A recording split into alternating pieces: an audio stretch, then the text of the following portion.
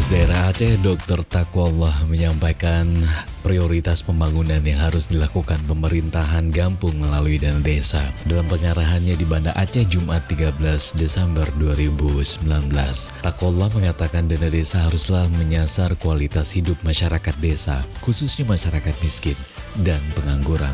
Idealnya uang desa adalah dibelanjakan di desa yang tujuannya mengurangi kemiskinan dan juga mengurangi pengangguran di desa, kata Taqwallah di hadapan ratusan kepala desa dan pendamping desa se-Banda Aceh di Aula Balai Kota Banda Aceh. Selain itu, penggunaan dana desa haruslah dimanfaatkan dengan asas kepatutan, di mana seharusnya apa yang dibangun pemerintah Gampung berdasarkan apa yang dibutuhkan bersama, bukan segelintir orang. Namun demikian, kata Taqwallah, pembangunan bangunan fisik tidak menjadi hal yang utama.